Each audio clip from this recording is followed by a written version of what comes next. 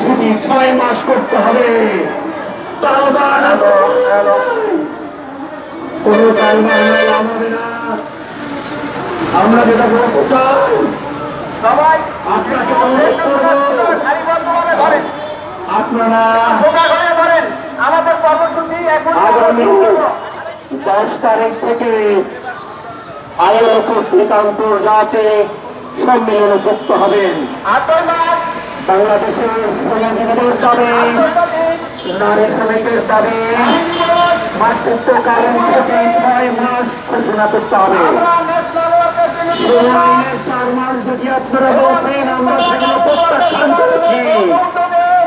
যদি আমাদের দাবি পূরণ হয় আর আপনার সরকারি কর্মচারী আপনার দর্শক, আমরা দেখতে পাচ্ছি শ্রমিক সমাবেশ ও র্যালি এবং সম্মিলিত শ্রমিক ফেডারেশন এটা আয়োজন করেছে।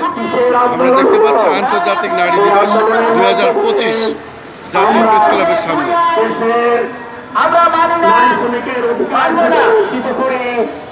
সেখানে থেকেই যায়। তাই আমরা শ্রমিক উপদেষ্টাকে অনুরোধ করবো, আপনি মাতৃকল্যাণ শিশুকে 6 মাস হিসাবে সংশোধিত করে শ্রম আইনে সেগুলোকে অন্তর্ভুক্ত করবেন। আরেকটি বিষয়, আইএলও কনভেনশন 190 নিয়ে আমরা আমরা যেটা দেখলাম, বিভিন্ন দেশ এগুলো অন্য স্বাক্ষর করলেও বাংলাদেশ স্বাক্ষর করেননি। আপনারা এই সম্মেলনে যুক্ত হবেন। আমরা মনে করি এই সম্মেলনে আইএলও কনভেনশন 190 স্বাক্ষর করে দেশে ফিরে আসবেন এবং দেশের শ্রমিক মানুষের আকাঙ্ক্ষা পূরণ করবেন।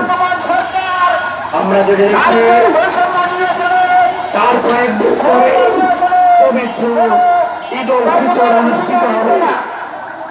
এই ঈদ উল ফিতরে আগামী 20 তারিখের মধ্যে বাংলাদেশের সকল শ্রমিক মানুষকে, কলকারখানার শ্রমিকদেরকে, বিভিন্ন কারখানার শ্রমিকদেরকে ঈদ বোনাস প্রদান করতে হবে। 20 আমাদের ঈদ বোনাস টাকা প্রদান করতে হবে। আগামী 25 তারিখের মধ্যে চলতি মাসের শ্রমিকদেরকে দিতে হবে। কলকারখানার শ্রমিকরা যেন অবাধে শান্তিপূর্ণভাবে তাদের কাজ করে নিরবিচ্ছিন্নভাবে তাদের গ্রামের বাড়িতে চলে যেতে পারে, সেই ব্যবস্থা করবেন। একটি সংশয় থেকে যায়, আমরা যদি দেখছি আজকের নিরাপত্তার যে বিষয় প্রশ্নবিদ্ধ হয়েছে, আমাদের কলকারখানার নারী শ্রমিকরা এই তাদের পরিবারের সাথে দেখা করার জন্য এই শহর ছেড়ে সকলের গ্রামে চলে যাবেন। সুতরাং স্বরাষ্ট্র উপদেষ্টার প্রতি অনুরোধ থাকবে, সকল রাস্তাঘাট, সড়ক এবং আমাদের যে আন্তনগর যে অঞ্চলগুলো আছে সারা বাংলাদেশের শহরকে নিরাপত্তার দৃষ্টিতে আমাদের শ্রমিকদেরকে নিরাপদে পাড়া ফেরার ব্যবস্থা করবেন। আমরা যদি দেখি কোন জায়গাতে ডাকাতি হয়, নৈরাজ্য হয়, আমার কোন ড্রাইভারকে হত্যা করা হয়, আমার কোন চালক ভাইকে নৃশংসভাবে জীবন দিতে হয়, তাহলে কিন্তু আমরা দুর্বার আন্দোলন করে তুলব। প্রিয় শ্রমিক ভাই বোনেরা, আমরা আরেকটি জিনিস বলতে চাই, আমরা যেগুলো দেখেছি গার্মেন্টসের বাইরে আমাদের কারখানাগুলো আছে, সেখানে কোনো ডে কেয়ার সেন্টার নাই। সকল কারখানাগুলোতে ডে কেয়ার সেন্টার স্থাপন করতে হবে, কার্যকর করতে হবে।